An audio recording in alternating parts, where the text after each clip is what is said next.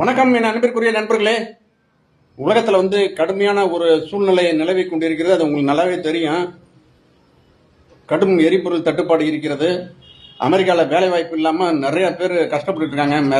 எனக்கு தெரிஞ்சு ஒரு 20-25 லட்சம் பேர் வேலை வாய்ப்பு இல்லாமல் இருக்காங்க அமெரிக்காவிலேயே. யூரோப்பு சொல்லவே வேண்டாம், லண்டனு சொல்லவே வேண்டாம். எல்லா பக்கமும் ஒரு மிகப்பெரிய, அதாவது அமைதியான ஒரு நெருக்கடி, வெளியே தெரிய மாட்டேங்குது. அமைதியான ஒரு நெருக்கடி நிலவி கொண்டிருக்கிறது. அதனால தான் நம்ம பாரத பிரதமர் சொன்னார், நீங்கள் சிக்கனமாக இருங்க, நம்ம நாட்டை இன்னும் பெரிய லெவலுக்கு கொண்டு போகணும் அப்படிங்கிறதுக்காக தான் அவர் சொல்லியிருக்காரு. அதனால் நம்ம என்ன பண்ணுறோம் அப்படின்னா, தேவையற்ற பயணத்தை தவிர்ப்போம், சிக்கனமாக இருப்போம். சிக்கனம் தேவை இக்கணம்.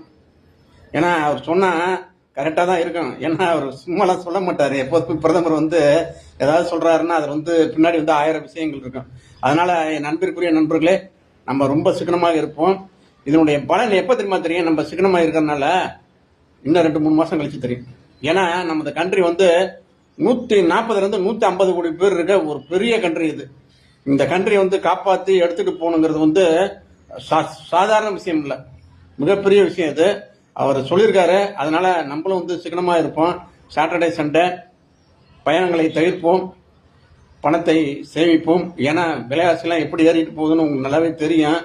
தங்கம்லாம் எங்கேயோ போயிடுச்சு. தங்கம் தான் நம்ம யாரையாவது சொல்லிக்க வேண்டியதான், நம்ம காதலியை சொல்லிக்க இப்படிதான் பொண்டாட்டிலாம் சொல்லிட்டு இருக்க வேண்டியதான், தங்கம் இங்கே வா அப்படின்னு சொல்லிட்டு கொண்டு இருக்க வேண்டியதான். அந்த மாதிரி சூழ்நிலையில் நம்ம இருக்கும் பொழுது நம்மளது பாரத பிரதமர் சொன்ன அந்த நடவடிக்கையை நாம் மேற்கொள்வோம். சரிங்களா நண்பர்களே?